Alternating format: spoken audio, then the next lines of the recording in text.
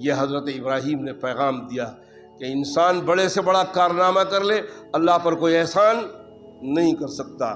اللہ کی توفیق سے ہی اللہ کا بندہ نیک اعمال کرتا ہے، اللہ کی توفیق سے ہی اللہ کا بندہ نیک اعمال کے اندر مکمل ہوتا ہے۔ یہ اللہ کی توفیق تھی۔ حضرت ابراہیم سے کیوں خانہ کعبہ تعمیر کروایا؟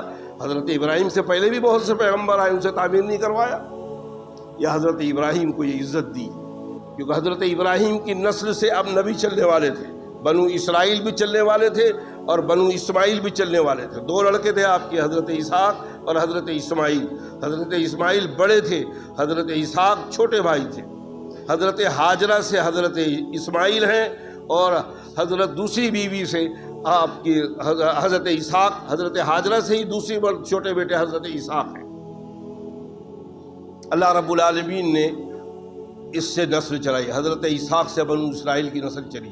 حضرت اسحاق کے بیٹے حضرت یعقوب، حضرت یعقوب کے بیٹے حضرت یوسف، حضرت یوسف کے خاندان سے پھر چلا حضرت موسیٰ علیہ السلام آئے، پھر حضرت موسیٰ سے لے کر حضرت عیسیٰ تک لاکھوں پیغمبر آئے، اور پھر حضرت عیسیٰ بنی اسرائیل کے آخری پیغمبر ہیں۔ یہ حضرت اسحاق کی اولاد سے چلا۔ حضرت اسماعیل کے اولاد تو ہوئی لیکن پیغمبری کا سلسلہ نہیں چلا وہاں سے۔ پیغمبری کا سلسلہ حضرت اسحاق کے ساتھ چلا۔ حضرت اسماعیل کے ساتھ اللہ رب العالمین نے اولادوں کا سلسلہ تو کیا، پھر بنو عدنان کو بنایا۔ عدنان کے قبیلے سے اللہ رب العالمین نے حضرت اسماعیل سے آخری پیغمبر امام الانبیاء خاتم الانبیاء جناب رسول اللہ صلی اللہ علیہ وسلم کو پیدا فرمایا۔ حضرت اسحاق کی ساری اولادوں کے بنی اسرائیل کے جتنے پیغمبر ہیں وہ مقام پر پہنچ نہیں سکتے جس مقام پر ہے محمد الرسول اللہ صلی اللہ علیہ وسلم، جس کو آپ عام ہندی زبان میں کہا تھا کہ 100 سونار کی ایک لوہار کی۔ حضرت اسماعیل کے ایک بیٹے، آخری بیٹے محمد الرسول اللہ صلی اللہ علیہ وسلم پیدا ہوئے، تمام انبیاء کے امام الانبیاء کہلائے، تمام انبیاء کے امام کہلائے۔ اس لیے مکے کی سب سے بڑی فضیلت یہ ہے کہ اس مکے میں محمد الرسول اللہ صلی اللہ علیہ وسلم پیدا ہوئے، اور پیدا ہوتے ہی جوان ہونے پر پھر وہی کعبۃ اللہ کی تعمیر کا مسئلہ آیا۔ کعبۃ اللہ کا ایک دیوار، ایک کفار اس کو ہاتھ لگایا تو وہ ٹوٹ کر گرا، لیکن اس نے جب ہاتھ میں لیا تو اڑ کر پھر وہ اسی طرف جا کے اسی جگہ جا کے چپک گیا، لگ گیا۔ یہ وہ کعبۃ اللہ کی کرامات ہے۔ بہرحال کعبۃ اللہ ٹوٹا تو بنو مخزوم کے لوگ، بنو ہاشم کے لوگ، بنو عبد مناف کے لوگ، جس میں امیہ ابن ابو مغیرہ، یہیں سے بنو امیہ کا خاندان چلا، اسی امیہ کے نام سے امیہ ابن ابو مغیرہ، اس نے کہا کہ کعبۃ اللہ کو تعمیر کیا جائے، لیکن کعبے کو توڑنے کی جرت کون کرے گا، ہمت کون کرے گا؟ بہت دانشمند تھا، بہت عقل مند تھا مکے کا امیہ بن مغیرہ۔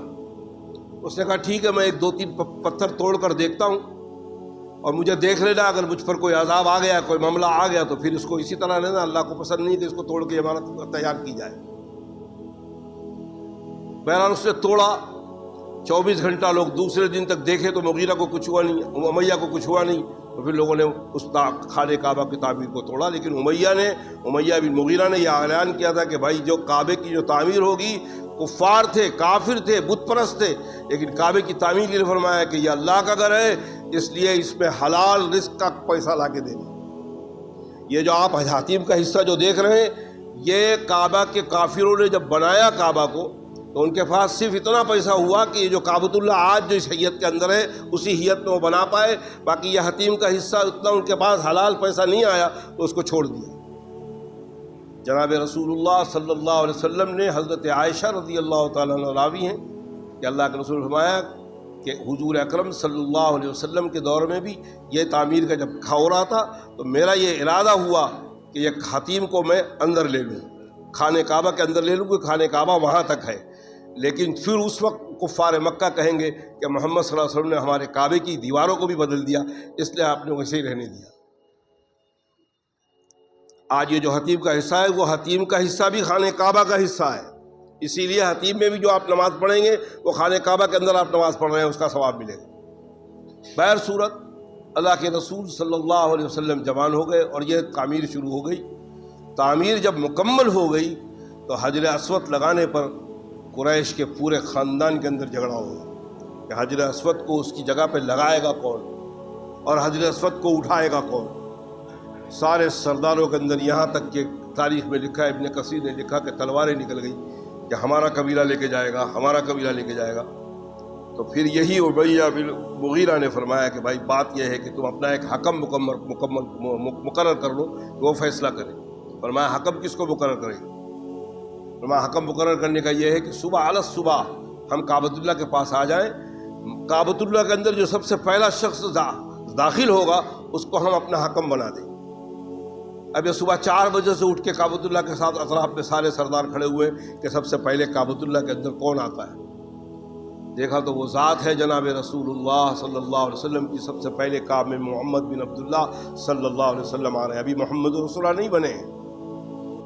لوگوں نے دیکھا کہ وہ تو صادق الامین ہے، تو بہت اچھی بات ہے، بہت سچا معاملہ ہے، ان کے فیصلے کو ان کو ہم حکم بنا سکتے ہیں۔ حکم بنا دیا جناب رسول۔ سب سے پہلا نبوت سے پہلے کا جو فیصلہ ہے، کتنی عقل مندانہ، نبی کو اللہ عام انسانوں کے بنسبت بہت زیادہ عقل دیتے ہیں، کیونکہ انسانوں کو دروازہ کھول دیا ہوا ہے، ایسی چالو ہے،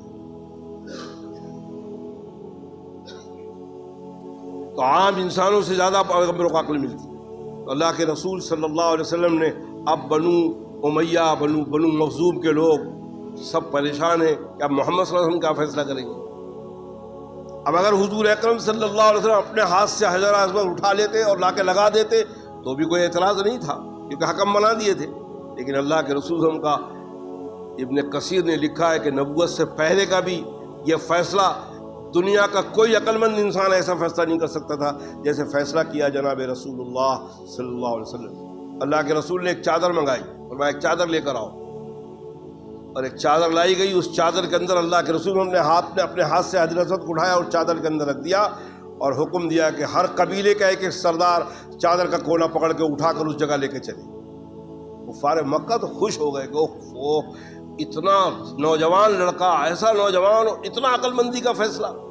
ظاہر بات ہے کہ نبوت ان کو ملنے والی ہے تو وہ نبی کیسا ہوگا۔ اور اس کے بعد جب حجر اسود کے بعد جب پہنچے ہیں، پھر اپنے ہاتھ سے آپ نے حجر اسود کے اندر کو پتھر کو، حجر اسود کو جو پتھر ہم دیکھ رہے ہیں یہ حضور اکرم صلی اللہ علیہ وسلم کے بعد میں تو چوری ہو چکا تھا، پھر بعد میں اس کو لایا گیا۔ بہرحال جس جگہ پہ حضور نے لگایا تھا آج وہ اسی جگہ پہ موجود ہے۔ یہ سب سے پہلا نبوت سے پہلے کا فیصلہ جناب رسول اللہ صلی اللہ علیہ وسلم۔ لیکن اللہ کے رسول کی تمنا یہ تھی کہ میں حتیم کو اندر لے لوں اور کعبۃ اللہ کا ایک دروازہ آگے سے رکھوں، ایک دروازہ پیچھے سے رکھے کہ ادھر سے لوگ جائیں ادھر سے نکل جائیں۔ اس خواب کو اللہ کے رسول کو، اس خواب کو عبداللہ ابن زبیر رضی اللہ تعالیٰ عنہ نے پورا کیا۔ آپ کے زمانے میں حجاج نے جب منجیقیں چلائی تھی تو کعبۃ اللہ کے اندر آگ لگ گئی تھی اور کعبۃ اللہ ٹوٹ گیا تھا، کعبۃ اللہ کی بہت چیزیں ٹوٹ گئی تھی۔ عبداللہ ابن زبیر رضی اللہ تعالیٰ عنہ نے اس دور کے تمام صحابہ کو جمع کر کے عبداللہ ابن عباس مفسر القرآن ان سے فرمایا کہ میں کعبۃ اللہ کا کیا کروں؟ فرمایا دیواریں ٹوٹ گئی ہیں، فرمایا اللہ کا نام لے کے تم اس کی تعمیر کرو۔ حضرت عبداللہ ابن زبیر نے جب تعمیر کروائی تو آپ نے نبی پاک صلی اللہ علیہ وسلم کے اس خیال کا حضرت عائشہ سے سن چکے تھے، حضرت عائشہ کے بھانجے تھے عبداللہ ابن زبیر۔ حضرت عائشہ نے فرمایا تھا کہ اللہ کے نبی نے فرمایا کہ اگر میں دوبارہ اس کو تعمیر کروں تو مکے کا خانہ کعبہ کا 2 دروازہ بناؤں اور یہ حتیم کو بھی کعبۃ اللہ کے اندر لے لوں۔ عبداللہ ابن زبیر نے اللہ کے نبی کی اس خواہش کو پوری کیا، حتیم کو بھی اندر لے لیا، 2 دروازے بنائے۔ لیکن عبداللہ ابن زبیر کو حجاج بن یوسف نے شہید کیا۔ حجاج بن یوسف نے کعبۃ اللہ کے دیوار پہ الٹا لٹکا کر کھال کھینچ لیا عبداللہ ابن زبیر رضی اللہ تعالیٰ عنہ۔ اس کے بعد مروان بن حکم جو ہے، تو مروان بن حکم تک یہ بات نہیں پہنچی تھی، حضرت عائشہ کی وہ روایت نہیں پہنچی تھی۔ مروان بن حکم نے پھر اس وقت جب کعبہ جو ٹوٹا تو اس وقت مروان بن حکم نے منایا کہ حتیم کا حصہ باہر نکالا اور دوسرا دروازہ بند کر دیا۔ آج تک کعبۃ اللہ اسی انداز میں ہے، اسی انداز میں چل رہا ہے اور انشاءاللہ قیامت تک رہے گا۔ حضور اکرم صلی اللہ علیہ وسلم فرمایا کہ میں ایک حبشی کو دیکھ رہا ہوں جو معذور ہے، جو لنگڑا کر چل رہا ہے، جس کے ہاتھ پیر بھی صحیح نہیں ہیں، کالے کلر کا حبشی ہے، اور میں اپنے آنکھوں سے دیکھ رہا ہوں کہ اس کے ہاتھ کے اندر لوہے کی زنجیر، لوہے کے کدال ہیں، اور وہ اپنے ہاتھ سے کعبۃ اللہ کو توڑ رہا ہے۔ ایک ایک دیوار ٹوٹتے جائے گی، ایک ایک پتھر ٹوٹ جائے گا اور اللہ کائنات کو ختم کر دیں گے۔ کعبۃ اللہ ختم، دنیا سے پوری کائنات عالم ختم، وہ قیامت کا دن ہوگا۔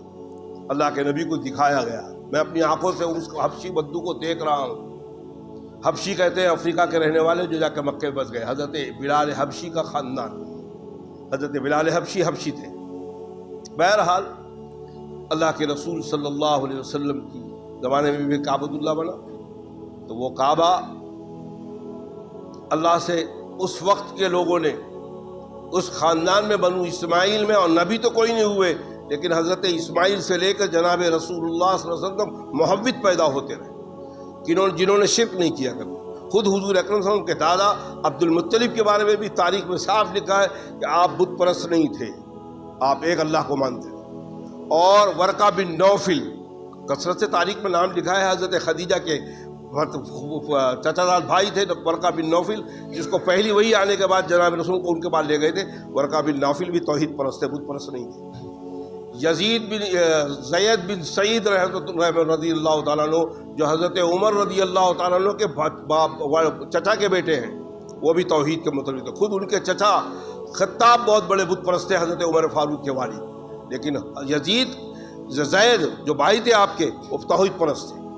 اس انداز سے مکے کے اندر حضرت اسماعیل کی اولاد میں مشرک پیدا نہیں ہوئے، مشرک میں کوئی نہ کوئی سردار جو تھا وہ توحید پرست تھا۔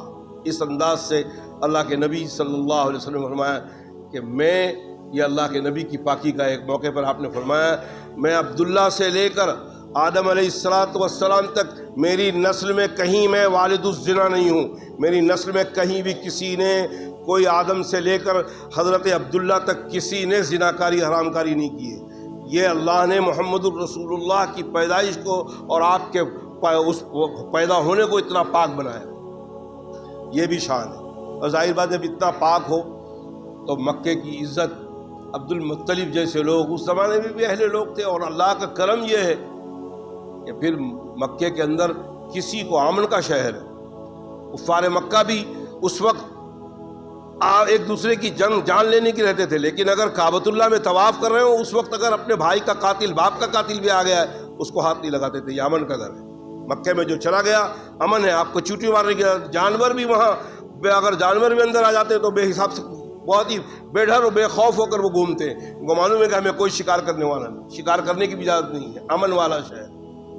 یہی وجہ ہے اس کے امن کو جو غارت کرے گا، اس میں حکم یہ ہے کہ اگر خدا نہ خواستہ کعبۃ اللہ کی کوئی عبادت بھی کر رہا ہو تو اس کعبۃ اللہ میں اس کو قصاص دیا جائے گا۔ مکے میں رہتے ہوئے اس نے اگر کسی کا قتل کیا ہے، قصاص کی سزا دی جائے گی، لیکن کعبۃ اللہ کے مطاف کے اندر، کعبۃ اللہ کے اندر نہیں، کعبۃ اللہ کے باہر جا کے لیا جائے گا، کعبۃ اللہ میں نہیں کیا جائے گا۔ یہی وجہ ہے کہ ایرانیوں نے جب کعبۃ اللہ میں شاہ فیصل کے دور پہ جب ایرانیوں نے کعبۃ اللہ پہ کچھ فائرنگ کی تھی، اس وقت تک انہوں نے پوری فوج کو بلا کر، اپنی پولیس کو بلا کر، اور اس میں خاص کر جنرل ضیاء الحق کا رول بہت اہم تھا، جو پاکستان کے بعد میں صدر بنے، اس کا پاکستان کی فوج کو بلایا تھا۔